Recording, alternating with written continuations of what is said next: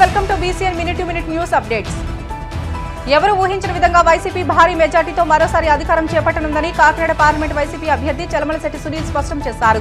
ఈ మేరకు ఆయన బీసీఎన్తో మాట్లాడుతూ తాము ఇచ్చిన హామీలను 99% నిజాయితీగా అమలు చేయగలిగామని, అందుకే మళ్లీ ప్రజలు ఓట్లు అడుగుతున్నామని అన్నారు. ప్రతి గడపకి సంక్షేమ పథకాలు అందించడమే తమ లక్ష్యమని, ఆ దిశగానే తమ పాలన ఉంటుందని తెలియజేశారు. అలాగే ప్రతి గ్రామాన్ని దత్తత తీసుకుని 100 కోట్లతో అభివృద్ధి పనులు చేపడతామని ప్రజలకు హామీ ఇస్తున్నట్లు తెలియజేశారు. ఇచ్చిన హామీలను రాబోయే 5 ఏళ్లలో తప్పకుండా అమలు చేసి కాకినాడ పార్లమెంటరీ నియోజకవర్గాన్ని ఆదర్శవంతంగా తీర్చిదిద్దుతున్నట్లు తెలిపారు. యువతకు ఉపాధి కల్పించడమే ప్రధాన ఎజెండాగా తన హామీలు ఉన్నాయని అన్నారు. ప్రస్తుతం మనం కాకినాడ వైఎస్ఆర్సీపీ పార్లమెంట్ అభ్యర్థి చలమలశెట్టి సునీల్ గారితో మనం ఉన్నాము. ఆయనతో మాట్లాడుతూ ప్రచారంలో ఆయనకి ఎటువంటి స్పందన లభిస్తుందనే విషయంతో ఆయనతో చర్చిద్దాం. సునీల్ గారు నమస్కారం సార్. సో విస్తృతంగా ప్రచారం చేస్తున్నారు, మీతో మీ కార్యకర్తలు అభిమానులు ఫోటోల కోసం చాలా మమ్మల్ని కూడా తోసుకుంటూ వెళ్ళిపోతున్నారు. ఎలా లభిస్తుంది ప్రచారంలో మీకు స్పందన? ముఖ్యంగా మీరే ఎక్స్పీరియన్స్ అవుతున్నారు, ఏ విధంగా అయితే ఇక్కడ మద్దతు పలుకుతున్నారో, ఏ విధంగా అయితే ఆదరిస్తున్నారో, ఇవన్నీ కూడా చూస్తుంటే తప్పకుండా వైఎస్ఆర్ కాంగ్రెస్ పార్టీ ఎవరు ఊహించిన విధంగా భారీ మెజారిటీతో రాష్ట్రంలో ప్రతి అసెంబ్లీలో గెలిచే విధంగా కూడా ఉందని మీకు చెప్తున్నాను. ముఖ్యంగా దీనందరికీ కూడా కారణం గత 5 ఏళ్ళుగా కూడా జగన్మోహన్ రెడ్డి గారు ఏ విధంగా అయితే నన్ను నమ్మండి, ఆ నమ్మకాన్ని నిలబెట్టుకుని మీకు మంచి జరిగితేనే నాకు ఓటేయండి అని దమ్ముగా చెప్పారు చూసారా. ఎందుకంటే అంత కాన్ఫిడెంట్గా ఎలా చెప్పగలుగుతారంటే మనం నిజాయితీతో పనిచేసినప్పుడే. ఆ విధంగా నిజాయితీతో గొప్ప సంక్షేమ అభివృద్ధి పరిపాలనే ఈ రోజున ప్రతి అభ్యర్థికి కూడా అదే 90% ఎలక్షన్ అని చెప్పి కూడా అందరికీ తెలియజేసుకోండి. అయితే జగన్మోహన్ రెడ్డి గారు విడుదల చేసిన నవరత్నాలు ప్లస్ మేనిఫెస్టోతో పాటు మీరు సొంతంగా ఒక మేనిఫెస్టో విడుదల చేశారు, ప్రతి గ్రామానికి 100 కోట్లు అని చెప్పేసి. దానికి ప్రజల నుండి ఎటువంటి స్పందన లభిస్తోంది? దానికి చాలా పెద్ద ఎత్తున, ఎందుకంటే గతంలో కూడా నేను ఇదే ఆలోచనతో చెప్పిన. అప్పుడు ఏంటంటే పరిస్థితులు వేరేగా ఉండవు, లేకపోతే మన ఎలక్షన్ క్యాంపెయిన్ ఈసారి మొదటి రోజు నుంచే నా ఎలక్షన్ క్యాంపెయిన్లో నా ఆలోచనల్ని ఒక మేనిఫెస్టో రూపాన పెట్టి ప్రతి గడపకి అందే విధంగా కూడా ఆలోచన చేయడం జరిగింది. ఎందుకంటే ముఖ్యంగా నేను రాజకీయాలకు రావడానికి కారణం కూడా నా చిన్ననాటి స్వప్నం, బిగ్ డ్రీమ్. ఎందుకంటే కాకినాడ పార్లమెంటు పరిధిలో ఒక్కసారి అవకాశం వస్తే ఎవరు చేయని విధంగా, ఎక్కడా జరగని విధంగా చేయాలని. ఎందుకంటే మాదంతా ఎంటర్‌ప్రెన్యూర్స్ మైండ్ సెట్. మాకు కొంచెం ఛాలెంజింగ్ టాస్కులు చేయటం అంటే ఎప్పుడు కిక్ అదే. సో ఆ విధంగా ఆలోచనతోనే నేను పార్లమెంట్కి పోటీ చేయాలని 3 సార్లు అటెంప్ట్ చేసిన, 4వ సారి అటెంప్ట్ చేయడానికి కూడా అదే ప్రధానమైన కారణం. సో ఇవన్నీ కూడా నా దోహదపడినాయి ఈ రోజున ఇంత మేనిఫెస్టో. ఎందుకంటే నేను అనౌన్స్ చేసిన ఈ మేనిఫెస్టో నాకు తెలిసి భారతదేశంలో ఏ ఎంపీ అభ్యర్థి ఈ మాదిరి మేనిఫెస్టో ఎప్పుడు అనౌన్స్ చేయలేదు, చేయటానికి ఈ మాదిరిగా ఆలోచన చేయలేదు. అలాగే రాబోయే 5 ఏళ్లలో కూడా ఈ మేనిఫెస్టోని అమలు పరిస్తే తప్పకుండా భారతదేశంలో కాకినాడ పార్లమెంట్ అనేది ఒక ఆదర్శవంతమైన పార్లమెంట్గా ఉంటుందని సందేహమే లేదు. ముఖ్యంగా నా మేనిఫెస్టోలో ఉన్న 4 ప్రధాన అంశాలు కాకినాడ పార్లమెంటు పరిధిలో ఉన్న 400 గ్రామాలని దత్తత తీసుకుని గ్రామానికి ₹1 కోటి నిధులతో రాబోయే 5 సంవత్సరాల్లో ఈ గ్రామాలన్నీ కూడా అభివృద్ధి చేస్తా అని చెప్పి కూడా హామీ ఇవ్వడం జరిగింది. అలాగే ఈ కాకినాడ పార్లమెంట్లో ఉన్న యువకులను ఉద్దేశించి, ఎందుకంటే ముఖ్యంగా గత 10 ఏళ్ళుగా కూడా మా సంస్థల్లోనే ఇంచుమించు 3,000 మంది పనిచేస్తూ ఉన్నారు. సో ఉద్యోగాల కోసం రెగ్యులర్గా నా దగ్గరికి రావటం కానీ ఇదంతా కూడా అవగాహన చేసుకుని, అలాగే నేను ఒక 7 నెలల కిందట పెట్టిన పెద్ద జాబ్ మేళాలో కూడా ఒక 2-3 వేల మందికి అవకాశం కల్పించే విధంగా ఏర్పాటు చేసి ఒక 100 కంపెనీలతో పెడితే మేమెవరో ఊహించిన విధంగా 20,000 మంది అటెండ్ అయ్యారు. సో ఈ పరిస్థితులన్నీ కూడా అధ్యయనం చేసి మనం ఆల్రెడీ ఏం చేస్తే బాగుంటుందని ఆలోచనలో ఉండగా నేను పోటీ చేయటం, అది కూడా తీసుకొచ్చి ఈ రోజున మేనిఫెస్టోలో పెట్టడం జరిగింది. ఏంటంటే ఇవాళ ఉద్యోగాలు పెద్ద ఎత్తున భారతదేశంలోనే ఉన్నాయి, విదేశాల్లో కూడా ఉన్నాయి. కానీ మన పిల్లలకి ఇంటర్వ్యూలకు పంపించినప్పుడు ఇంటర్వ్యూలో ఫెయిల్ అవడం కానీ, ఉద్యోగాల్లో పెట్టినప్పుడు 1-2 నెలలు తిరగకుండానే బయటకు వచ్చేసిన పరిస్థితులు ఎదురైనాయి. ఇవన్నీ కూడా పూర్తిగా అధ్యయనం చేసి, ముఖ్యంగా కావాల్సింది ఏంటంటే ఇక్కడ రకరకాల చదువులు చదువుకున్న మన యువకులందరికీ కూడా ఒక ప్రత్యేకమైన శిక్షణ ఇప్పిస్తే తప్పకుండా అందరూ కూడా ఉద్యోగాల్లో స్థిరపడగలుగుతారు. ఈ ఆలోచనతోనే రాబోయే రోజుల్లో ఎలక్షన్ అయిందో నేను ఎంపీగా అవగానే ఇక్కడ ఒక భారీ స్కిల్ డెవలప్మెంట్ సెంటర్ ఏర్పాటు చేసి, అంటే పెద్ద శిక్షణా కేంద్రాన్ని ఏర్పాటు చేసి వీళ్ళందరికీ ముఖ్యంగా సంవత్సరానికి ఒక 5,000 నుంచి 6,000 మందికి యువకులకి ట్రైనింగ్ ఇప్పించి వాళ్ళందరినీ కూడా పూర్తి స్థాయిగా ఉద్యోగాల్లో పెట్టే బాధ్యత కూడా నేనే తీసుకుంటున్నా అని చెప్పి కూడా ఈరోజు హామీ ఇవ్వడం జరిగింది. అలాగే మూడోది, కాకినాడ పార్లమెంట్ అంతా కూడా చాలా అనువైన ప్రాంతం. ముఖ్యంగా కోస్తా తీరం కానీ, పోర్ట్స్ కానీ, SEZ కానీ, అలాగే మా మెట్ ఏరియా హైవే కనెక్టివిటీ కానీ, రైల్వే కనెక్టివిటీ కానీ, ఎయిర్పోర్ట్ కనెక్టివిటీ కానీ, ఇన్ని సౌకర్యాలు ఉన్న ఈ ప్రాంతం అంతా కూడా పారిశ్రామికంగా చాలా అనువైన ప్రాంతం. దాన్ని కూడా దృష్టిలో పెట్టుకుని గత 10 ఏళ్ళుగా మేము చేస్తున్న కృషి వలన రాబోయే 5 సంవత్సరాల్లో ఈ ప్రాంతానికి 30,000 నుంచి 40,000 కోట్లతో పెట్టుబడులు కూడా తీసుకొచ్చి పరిశ్రమలు కూడా స్థాపిస్తామని చెప్పి కూడా హామీ ఇవ్వడం జరిగింది. దీని ద్వారా ఇక్కడున్న యువకులకు ఇక్కడే ఉద్యోగ అవకాశాలతో పాటు వీటి ద్వారా వచ్చే CSR ఫండ్స్ ద్వారా కూడా ఇక్కడ గ్రామాలను కానీ పట్టణాలను కానీ మనం అభివృద్ధి చేసుకోవచ్చు అని చెప్పి కూడా అందరికీ తెలియజేయడం జరిగింది. అలాగే 4వది, ఇక్కడ పెద్ద ఎత్తున యువకులు ఉన్నారు. గత 5-6 ఏళ్ళుగా కూడా చాలామంది చిన్న యువకులు, తెలివైన యువకులు చిన్న బిజినెస్ ఐడియాలతో నా దగ్గరికి వస్తూ ఉండేవాళ్ళు. సహాయ సహకారాలు కోరుతూ ఉండేవాళ్ళు. ఇవన్నీ కూడా దృష్టిలో పెట్టుకుని రాబోయే రోజుల్లో తప్పకుండా, ఎందుకంటే ఇది ఎప్పటి నుంచో ఇది కూడా నా చిరకాల ఆలోచన. సో ఈసారి మేనిఫెస్టోలో పెట్టి అది ఇంప్లిమెంట్ చేసే విధంగా కూడా దాన్ని ఒక ప్రణాళికాబద్ధంగా ముందుకు రావడం జరిగింది.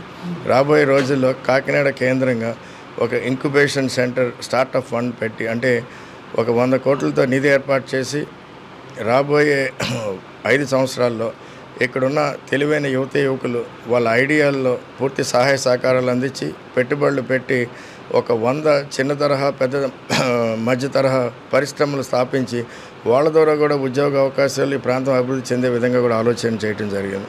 ఈ 4 అంశాలని కూడా పూర్తి స్థాయిలో అమలు పరిచితే తప్పకుండా కాకినాడ పార్లమెంట్ అన్నది భారతదేశం పటంలోనే కాకుండా వరల్డ్ మ్యాప్లో కూడా ఉండే అవకాశం తప్పకుండా ఉంటుందని చెప్పుకొని అందరికీ తెలియజేసుకుంటాం. గతంలో తాను అతి స్వల్ప ఓట్ల మెజార్టీతోనే ఓటమిని చవిచూశానని, ఈసారి ప్రజల ఆశీర్వాదంతో భారీ మెజార్టీతో విజయం సాధించనున్నట్లు తెలిపారు. సీఎం జగన్మోహన్ రెడ్డి అందించిన సంక్షేమ పాలన కూడా ఇప్పుడు తనకు అండగా ఉందని, ఎవరూ ఊహించిన విధంగా గెలుపును సాధిస్తానని ధీమా వ్యక్తం చేశారు. తాను పదవుల కోసం కాదని ప్రజలకు మంచి చేయాలనే ఉద్దేశంతోనే ఈ పోటీలో ఉన్నానని అన్నారు. తాను గెలుపొందితే పారిశ్రామికంగానే కాకుండా పర్యాటకంగా కూడా కాకినాడను అభివృద్ధి చేస్తానని అన్నారు. మీరు చెప్పినట్టుగా గతంలో 3 సార్లు మీరు అటెంప్ట్ చేసిన అధికారం అనేది అందరి ద్రాక్షగానే మిగిలిపోయింది. ఈసారి ఎన్డీఏ కూటమితో ఢీకొట్టబోతున్నారు. ఈసారి మీ విజయ అవకాశాలు ఎలా ఉంటాయని భావిస్తున్నారు? నేను గతంలో కూడా ఇదే కూటమితో పోటీ చేశాను. 2014లో కేవలం 3,000 ఓట్లతోనే ఆ రోజున ఓడిపోవడం జరిగింది. నాకు ప్రతి ఎలక్షన్ ఒక అనుభూతి, ఒక ఎక్స్పీరియన్స్ని ఇచ్చింది. ప్రతి ఎలక్షన్ నేను చెప్తా ఉన్నాను నా ప్రచార మీటింగ్లో, ప్రతి 5 ఏళ్ళకి వచ్చి ఒక ఒలింపిక్స్ మాదిరిగానే నేను ట్రీట్ చేశాను. ఇక్కడ ప్రజలు ఇంత భారీగా నాకు మద్దతు ఇవ్వడం వల్లనే ప్రతి ఒలింపిక్స్లోనూ నేను సిల్వర్ మెడల్తో ఆగిపోతున్నాను.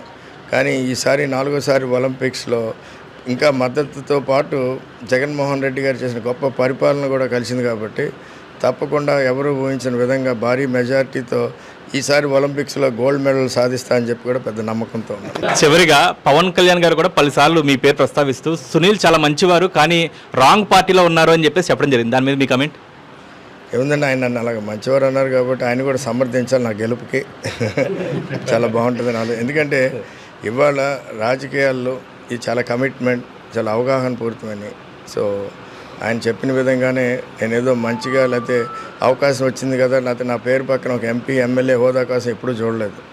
నాకు ఒక 5 ఏళ్ళ అవకాశం వస్తే నేను ఈ పార్లమెంట్లో చేసే పనులు తర్వాత ఎవరు వచ్చినా దాన్ని అది కంటిన్యూ చేసే విధంగా ఆలోచనతో ఒకసారి అవకాశం వస్తే ఈ ప్రాంతంలో చేయాలనే ఆలోచనతోనే, అండ్ ముఖ్యంగా ఈ ప్రాంతంలో ఉండే బడుగు బలహీన వర్గాలందరికీ కూడా ఒక వెల్త్ క్రియేషన్ ఈ ప్రాంతంలో చేయాలని, ఆర్థికంగా బలపరచాలి కింద ఉన్న వర్గాల్ని.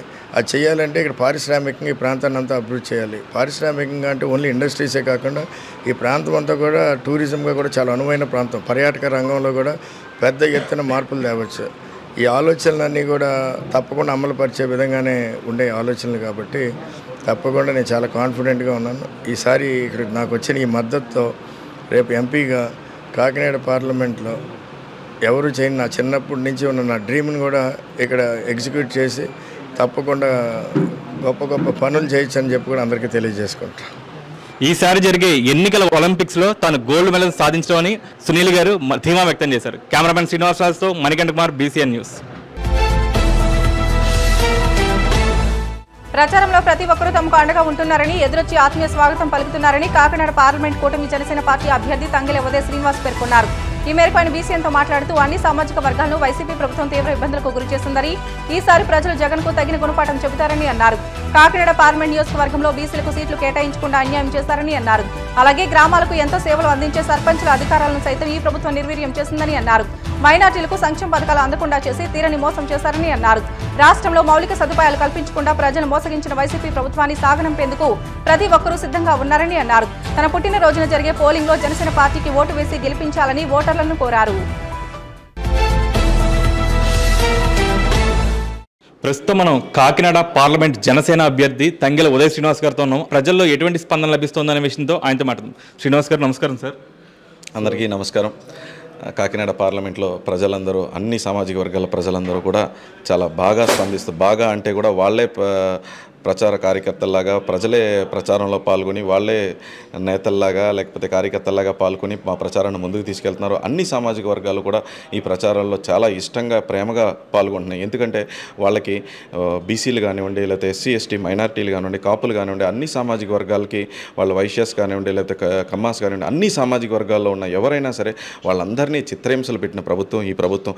నా బీసీ, నా ఎస్సీ, నా మైనారిటీ అనే ఈ ముఖ్యమంత్రి బీసీలకి చేసింది ఏంటి అంటే, కాకినాడ పార్లమెంట్లో ఒక్క బీసీ కూడా సీట్ ఇవ్వకపోవటం, అలాగే వాళ్ళ కార్పొరేషన్లోంచి నిధులు అన్నీ దారి మళ్లించేసి 76,000 కోట్లు నష్టాన్ని చేర్చి బీసీలకి కార్పొరేషన్స్లోంచి 76,000 కోట్లు దోచేసుకుని, అలాగే స్థానిక నాయకత్వంలో రిజర్వేషన్స్ తగ్గించేసి 16,800 మందిని స్థానిక నాయకత్వం లేకుండా చేసి, పంచాయతీ నిధుల్ని ఏ పంచాయతీ కూడా నిధులు ఇవ్వకుండా 14th, 15th commissions, finance commissions ఇచ్చిన నిధులన్నింటినీ కూడా ఈయన దోచేసి దారి మళ్లించి వాడేసుకుని, ఏ సర్పంచ్కి కూడా ఏ పదవి లేకుండా, ఏ సర్పంచ్ కూడా ఏ అధికారం లేకుండా, ఈ సర్పంచ్ అనే వ్యక్తులు ఎంత ఇంపార్టెంట్ వ్యక్తులు మన డెమోక్రటిక్ కంట్రీలో, అది కేంద్ర ప్రభుత్వం ఇలాంత ఈ రాష్ట్రంలో పట్టిన సర్పంచుల పరిస్థితి ఏ రాష్ట్రంలోని లేకుండా, వాళ్ళ సొంత నిధులు హామీ ఇచ్చిన దానికి వాళ్ళ సొంత నిధులు ఖర్చు పెట్టుకుని ప్రతి ఒక్క సర్పంచ్ని, స్థానిక నాయకుల్ని చిత్రహింసలు పెట్టి వాళ్ళు సూసైడ్ చేసుకునే స్టేజ్కి తీసుకెళ్ళిపోయి వాళ్ళ వెంట కూడా ఉండకుండా, వాళ్ళ సైడ్ తిరిగి కూడా చూడకుండా చేసిన ప్రభుత్వం ఈ ప్రభుత్వం.